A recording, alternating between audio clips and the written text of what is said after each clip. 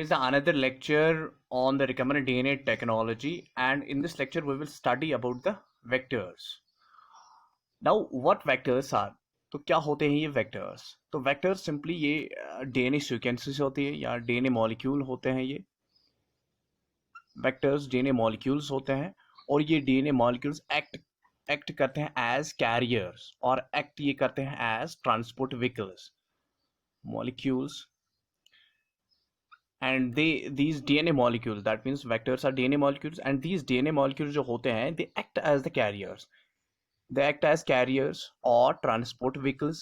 तो ये act करते हैं as carriers या transport vehicles act करते हैं ये और transport vehicles. लेकिन किन के लिए transport vehicle या carrier बन जाते हैं? For the foreign DNA. जो फॉरेन DNA होता है जिसको हमें क्लोन करना होता है उसके लिए ये कैरियर बन जाते हैं या ट्रांसपोर्ट व्हीकल बन जाते हैं फॉर फॉरेन DNA. तो फॉरेन DNA के लिए फॉरेन DNA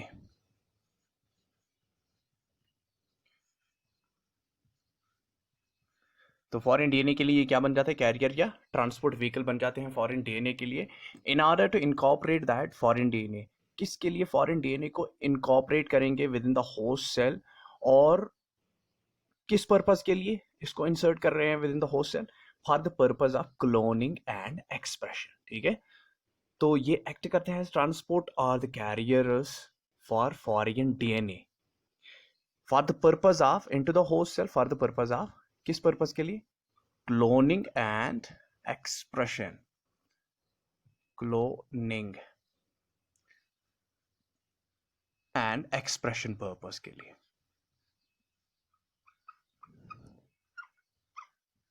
तो क्लोनिंग एंड एक्सप्रेशन पर्पस के लिए हम वेक्टर्स को यूज करते हैं. तो वेक्टर्स क्या करते हैं हम? ये DNA मॉलिक्यूल्स हैं, ये एक्ट करते हैं एज कैरियर्स या ट्रांसपोर्ट व्हीकल. ये एक्ट करते हैं किसके लिए? एक फॉरेन DNA को. तो दैट मीन्स ये फॉरेन DNA को कैरी कर रहे हैं. जब ये फॉरेन DNA को कैरी कर रहे हैं into the specific host cell, किसी स्पेसिफिक होस्ट सेल में उसको क्या करते हैं? कैरी करते हैं, उसमें इसको इंसर्ट करते हैं. लेकिन किस पर्पस के लिए? For the purpose of cloning and for the purpose of expression of that foreign DNA. ठीक है, तो ये तो हो गए वेक्टर्स. अब वेक्टर्स जो है, वेक्टर्स दो किस्म के होते हैं. एक तो होता है क्लोनिंग वेक्टर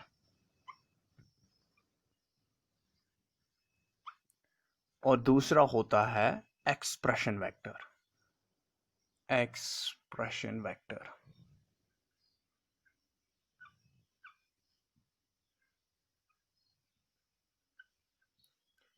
अब क्लोनिंग वेक्टर क्या होता है? अब जो क्लोनिंग वेक्टर जो होता है ये वो वाला वेक्टर होता है जो जो क्लोनिंग पर्पस के लिए होता है, जो क्लोन कराता है किसको? फॉरेन DNA को within the host cell. तो क्लोनिंग वेक्टर्स वो वाले वेक्टर्स हो गए जो क्या करते हैं? जो क्लोनिंग कराते हैं.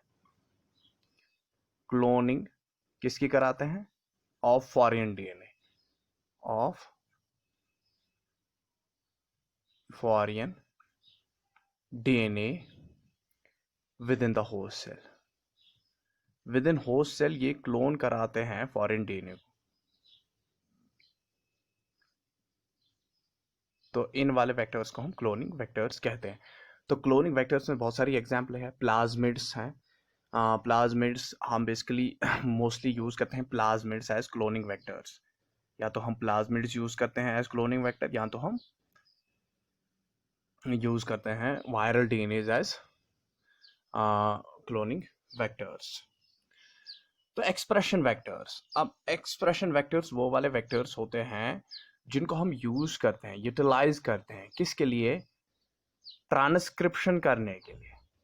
फॉर ट्रांसक्रिप्शन ऑफ, ट्रांसक्राइबिंग और transcription of foreign DNA. Transcription ये कराते हैं किसको? फॉरेन DNA को ये ट्रांसक्रिप्ट कराते हैं फॉरेन DNA इनटू RNA. तो फॉरेन DNA को ये ट्रांसक्राइब कराते हैं इनटू RNA और आरएनए को ये ट्रांसलेट कराते हैं इनटू द प्रोटीन्स प्रोडक्ट्स निकालने के। तो दैट मीन्स प्रोडक्ट्स, उस फॉरेन डीएनए से प्रोडक्ट्स निकालने के लिए हम कौन से वेक्टर्स इंजीनियर्ड करते हैं? एक्सप्रेशन वेक्टर्स को हम यूटिलाइज करते हैं for transcription of the foreign DNA into the RNA, and then from RNA को ट्रांसलेट कराते हैं into the proteins, translating the RNA into the proteins. तो ये हो गए एक्सप्रेशन वेक्टर्स। अब चलते हैं हम फीचर्स पर, फीचर्स ऑफ क्लोनिंग वेक्टर्स। तो क्लोनिंग वेक्टर्स के फीचर्स हम देखेंगे यहाँ पर। इनके बड़े यूनिक फीचर्स होते हैं। तो पहला फीचर जो इनका होता है that is ability to replicate, ability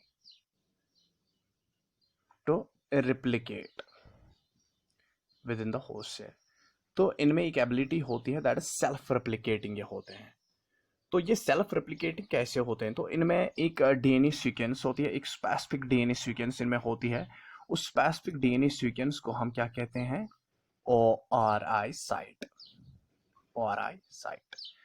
तो इन वेक्टर्स में, क्लोनिंग वेक्टर्स में एक साइट होती है known as the ORI site, या इसको हम ऑरिजिन ऑफ रेप्लिकेशन साइट भी कहते हैं, origin of replication site, origin of replication site. जो ऑरिजिन ऑफ रेप्लिकेशन साइट है इसको हम सिंपली बोलते हैं ORI साइट। ये एक स्पेसिफिक डीएनए सीक्वेंस होती है। ये क्या होती है? एक specific DNA sequence, specific DNA sequence. तो एक स्पेसिफिक डीएनए सीक्वेंस होती है इस वेक्टर में, तो जिसको हम ORI साइट कहते हैं या ऑरिजिन ऑफ रेप्लिकेशन साइट कहते हैं। तो यही ऑरिजिन ऑफ रेप्लिकेशन साइट से ही इनिशिएट हो जाती है रेप्लिकेशन। तो रेप्लिकेशन जो स्टार्ट होती है, रेप्लिकेशन स्टार्ट होती है कहाँ से? ऑरिजिन ऑफ रेप्लिकेशन साइट से। आपको याद रखना है कि जो इनिशिएशन जो स्टार्ट होती है रेप्लिकेशन एक वेक्टर में, तो वो ऑरिजिन ऑफ रेप्लिकेशन साइट से ही होती है। तो जो ही ऑरिजिन ऑफ रेप्लिकेशन साइट से रेप्लिकेशन स्टार्ट हो जाएगी, तो ये जो वेक्टर है, वेक्टर रेप्लिकेट करना शुरू करेगा। तो अगर हमने वेक्टर में क्या लगाया होता है? वेक्टर में हमने एक inserted element, that means foreign DNA हमने लगाया होता है। तो जो ही ये वेक्टर रेप्लिकेट कर रहा है, तो उसके साथ साथ जो ये फॉरेन डीएनए है ये भी रेप्लिकेट हो रहा है। तो ये इनमें एक बड़ी ही स्पेशल प्रॉपर्टी होती है, स्पेशल फीचर होता है इनका। तो इसी तरह जो ये जब ये खुद सेल्फ रेप्लिकेट हो जाता है, उसके साथ साथ जो फॉरेन डीएनए होता है वो भी रेप्लिकेट हो जाता है। अब दूसरी प्रॉपर्टी जो इनमें है, दूसरा फीचर जो वेक्टर्स में है, that is they have the unique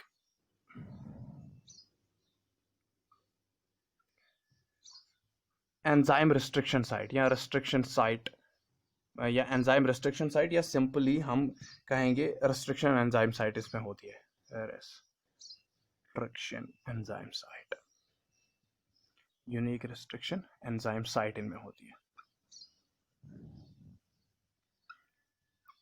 तो अब ये यूनिक रिस्ट्रिक्शन एंजाइम साइट क्या है? तो यूनिक रिस्ट्रिक्शन एंजाइम साइट ये एक ऐसी साइट होती है वेक्टर में जिसमें बहुत सारी रिस्ट्रिक्शन साइट्स होती है, जहां पर रिस्ट्रिक्शन एंजाइम्स क्लीव कर सकते हैं। तो जब ये क्लीव करते हैं, पहले जब इंसर्ट फॉरेन डीएनए को इंसर्ट करने से पहले, ये इस रिस्ट्रिक्शन एंजाइम साइट जो इनमें यूनिक रिस्ट्रिक्शन एंजाइम साइट होती है, उसको हम पॉलीलिंकर साइट कहते हैं, पॉलीलिंकर साइट, पॉलीलिंकर साइट, या उसको हम मल्टीपल क्लोनिंग साइट कहते हैं, multiple cloning site, cloning site. तो पॉलीलिंकर साइट और या उसको हम मल्टीपल क्लोनिंग साइट जो होती है, ये एक यूनिक रिस्ट्रिक्शन एंजाइम साइट होती है। तो इस वाली साइट में बहुत सारी रिस्ट्रिक्शन साइट्स होती है, जहां पर बहुत सारे रिस्ट्रिक्शन एंजाइम्स कट कर सकते हैं और जब ये कट करते हैं, जब ये मल्टीपल क्लोनिंग साइट्स जिनमें रेस्ट्रिक्शंस, बहुत सारी रिस्ट्रिक्शन साइट्स होती हैं, जब वो कट होती हैं by the particular type of the restriction enzymes या by various type of the restriction enzyme, तब ही ये पॉसिबल हो जाता है कि तभी ये फॉरेन डीएनए कोवलेंटली अटैच हो पाता है किसके साथ, एक वेक्टर के साथ। तब ही फॉरेन डीएनए कोवलेंटली अटैच होता है किसके साथ, एक वेक्टर के साथ। That means unique restriction enzyme site, ये एक इंपॉर्टेंट साइट होती है किन में, वेक्टर्स में, जिसको हम पॉलिलिंकर साइट कहते हैं या मल्टीपल क्लोनिंग साइट कहते हैं। तो मल्टीपल क्लोनिंग साइट या पॉलिलिंकर साइट में क्या होते हैं, इसमें वेरियस, इसमें डिफरेंट, मतलब बहुत सारी, इसमें बहुत सारी रिस्ट्रिक्शन साइट्स होती है। It contains the number of the restriction sites for various restriction enzymes, किसके लिए, फॉर वेरियस रिस्ट्रिक्शन एंजाइम्स के लिए। और जब वो रिस्ट्रिक्शन एंजाइम्स क्या करते हैं, क्लीव करते हैं उस पॉल लिंकर साइट को, तो Paul linker site for example ये है पॉल लिंकर साइट, इसमें बहुत सारे रिस्ट्रिक्शन साइट्स हैं जहाँ पर कोई रिस्ट्रिक्शन एंजाइम यहाँ पर क्या करता है, बहुत सारे रिस्ट्रिक्शन एंजाइम यहाँ पर क्लीव करते हैं। तो जब ये क्लीव करते हैं तब ही जो फॉरेन डीएनए होता है, तब ही वो इसमें कोवलेंटली इंसर्ट हो पाता है। ठीक है, तो ये तो दूसरा फीचर था इनका। अब हम तीसरे फीचर पर चलते हैं। तो तीसरा इनका फीचर होता है जेनेटिक मार्कर। तो इनमें होते हैं जेनेटिक मार्कर्स। तीसरा फीचर है जेनेटिक मार्कर, और यही फीचर्स एक आइडियल वेक्टर में होने चाहिए, जेनेटिक मार्कर्स। अब जेनेटिक मार्कर्स क्या है, या जेनेटिक मार्कर जो इस वेक्टर में होते हैं ये क्या है। तो ये सिंपली एक जीन है। अगर मैं जेनेटिक मार्कर की बात करूं तो जेनेटिक मार्कर क्या है, ये जीन है। जेनेटिक मार्कर एक जीन है जो हमें अलाउ करता है for the selection of transformer from non transformer cells. तो ये एक जीन है जो हमें अलाउ करता है, जो हमें एबल बनाता है। किस एबल बनाता है हमें, कि हम डिस्टिंग्विश करें ट्रांसफार्मर सेल को नॉन ट्रांसफार्मर सेल से, या रिकम्बिनेंट ट्रांसफार्मर सेल को रिकम्बिनेंट नॉन ट्रांसफार्मर सेल से हम इनको डिस्टिंग्विश करें। तो ये जीन होता है, और ये जीन हमें क्या अलाउ करता है, this gene allows us, this gene allows to distinguish or allows us to select। ये हमें अलाउ करता है कि हम सिलेक्ट करें transformer cell from non transformer, हम डिस्टिंग्विश करें ट्रांसफार्मर सेल्स को नॉन ट्रांसफार्मर सेल से, to select transformer cell from non transformer cell, from non-transformed cell, या from recombinant transformed cell to recombinant non-transformed cell। तो ये खाली हमें सिलेक्शन पर्पस के लिए होता है कि हम सिलेक्ट कैसे कर पाए ट्रांसफार्मर सेल को फ्रॉम नॉन ट्रांसफार्मर सेल, या कैसे हम सिलेक्ट कर पाए रिकम्बिनेंट ट्रांसफार्मर सेल को किससे, from non transformer recombinant cell से। ठीक है, अब जो ये मार्कर जीन्स होते हैं, मार्कर जीन्स दो कैटेगरीज, दो ब्रॉड कैटेगरीज इनकी है, उन्हीं से ये बिलोंग करते हैं। तो इन जेनेटिक मार्कर्स, जो ये मैंने कहा genetic marker that means gene जो है, तो ये दो ब्रॉड कैटेगरीज में डिवाइड हुआ है। तो एक तो है, एक को हम कहते हैं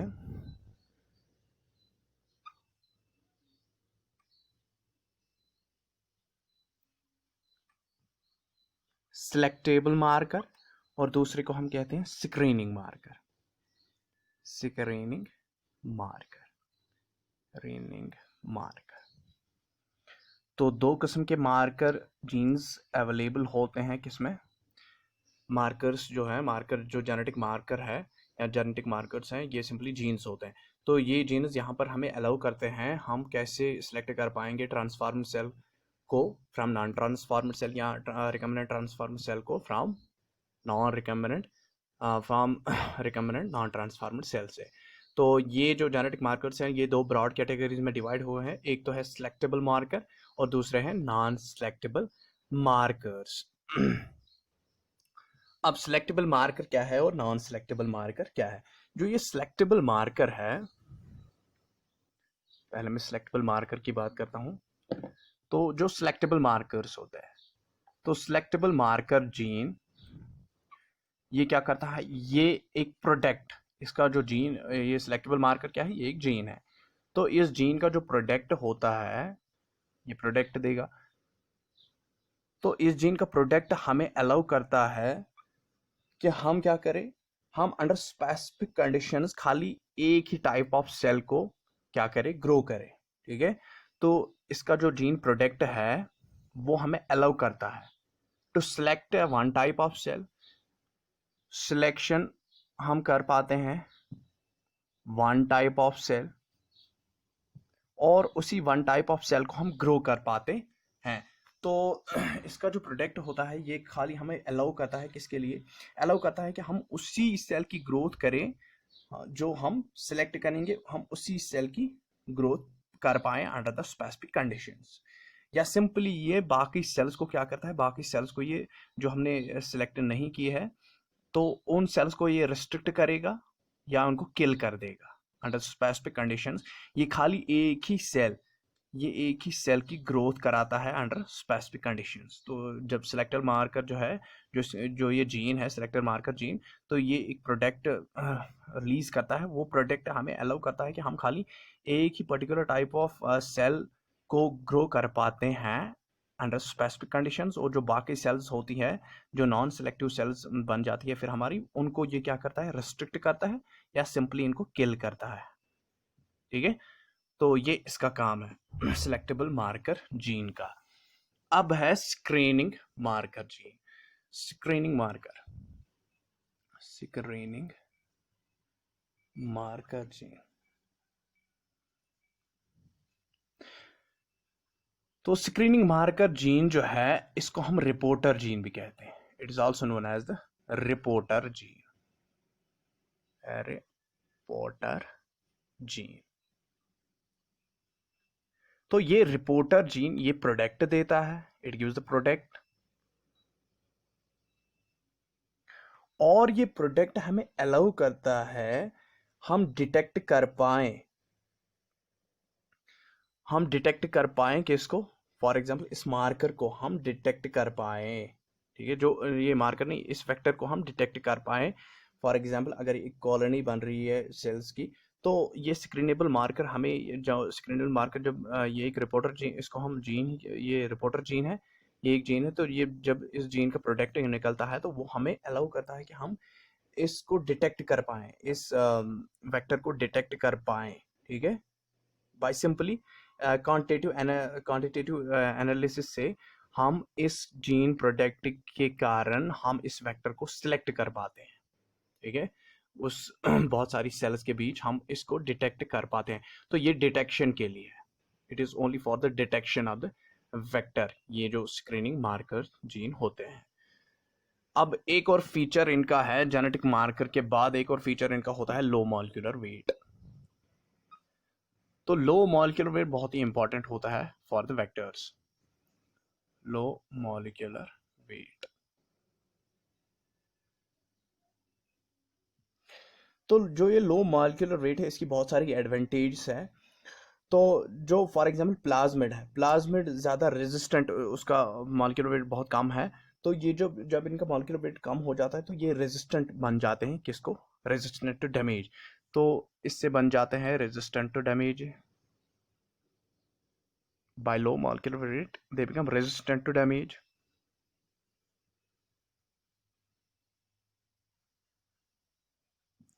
और इससे हम इनको रेडिली आइसोलेट कर पाते हैं फ्रॉम द होस्ट सेल्स।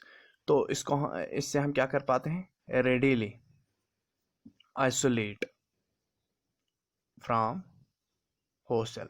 तो हम होस्ट सेल से due to the low molecular weight, हम होस्ट सेल से भी एक due to the use of the screenable markers हम इनको रेडिली आइसोलेट कर पाते हैं फ्रॉम द किन से, होस्ट सेल से। ठीक, और जो इनका लो मॉलिक्यूलर वेट होता है, लो मॉलिक्यूलर वेट उससे ये मल्टीपल कॉपीज में प्रेजेंट हो सकते हैं इनसाइड द होस्ट सेल। तो इनका जो कॉपी नंबर भी डिपेंड करता है मॉलिक्यूलर वेट पर। तो जितना लो मॉलिक्यूलर वेट होगा उतना कॉपी नंबर एक सेल में इंक्रीज हो जाएगा किनका, वेक्टर्स का, ठीक है। और जो लो मॉलिक्यूलर वेट है इसके बहुत कम चांसेस होते हैं कि जो ये वेक्टर होता है इसको कोई डैमेज हो जाए। इसकी जो मल्टीपल साइट्स होती है, रिस्ट्रिक्शन जो रिस्ट्रिक्शन साइट्स होती हैं, तो इसको कोई डैमेज हो जाए बाय द एंडोन्यूक्लियसिस, तो इसके बहुत सारे कम चांसेस होते हैं due to it is low molecular weight. तो लो मॉलिक्यूलर वेट से बहुत सारे, मैंने कहा बहुत सारे फायदे होते हैं इनको ये रेजिस्टेंट डैमेज होते हैं और ये रेडिली हम आइसोलेट कर पाते हैं from the host cells.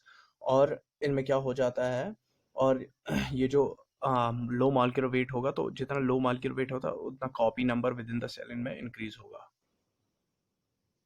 For example plasmids, तो प्लाज्मिड्स वाइडली यूज हम करते हैं एज ए क्लोनिंग वेक्टर्स। तो प्लाज्मिड्स में PBR हम सबसे कॉमनली यूज करते हैं, PBR 322 और 324, 322 एंड 324 हम कॉमनली यूज करते हैं एज ए क्लोनिंग वेक्टर्स। अब ये 322 जो है ये इसका मॉलिक्यूलर वेट बहुत ही कम है, यहाँ PBR 324 का इनका मॉलिक्यूलर वेट बहुत कम है, तो इसलिए इनका कॉपी नंबर जो है विद इन द सेल रहता है वो 20 to 30 कॉपीज ये पर सेल में प्रेजेंट होते हैं। तो कॉपी नंबर इनका बढ़ जाता है due to it is low molecular weight. जैसे कि PBR 322 जो है, PBR 322 में जो ये P है, P is for the plasmid, ये एक प्लाज्मिड वेक्टर है, P इज फॉर प्लाज्मिड, और BR दैट इज ये साइंटिस्ट के नाम है बोलिवियर एंड रेट्रिग्यूज, बोलिवियर एंड रेट्रिग्यूज। तो ये दो साइंटिस्ट के नाम है बोलिवियर एंड रेट्रिग्यूज। और ये जो 320 है, 322 है, तो ये 322 ये है कि ये उस लेबॉर्ट्री में एट व्हाट नंबर बना है, जहाँ पर ये बन रहे हैं, तो उस लेबॉर्ट्री में ये किस नंबर पर बन रहा है, दैट इज दिस न्यूमेरिकल यहाँ पर जो आ जाता है, ठीक है। ये बहुत ही ज़्यादा कॉमनली यूज होता है PBR 322 या PBR 324, ये वेक्टर्स बहुत ज़्यादा यूज होते हैं। तो अगर मैं इनकी बात करूँ PBR 322 की, तो इसमें एटलीस्ट 4367 बेस पेयर्स होती हैं और इसका साइज होता है 1 KB से लेकर 10 KB तक, 1 KB टू 10 KB इसका साइज होता है, ठीक है। तो ये तो था वेक्टर्स के बारे में। अब हम आगे चलेंगे, जो प्लाज्मिड वेक्टर्स हैं, वेक्टर्स फॉर द इकोलाई हम चलेंगे, जिसमें क्लोनिंग वेक्टर्स आते हैं based on the plasmid DNA, और बैक्टीरियल DNA पर भी बेस्ड है। उसके बाद बहुत सारे वेक्टर्स हम पढ़ने वाले हैं इसमें।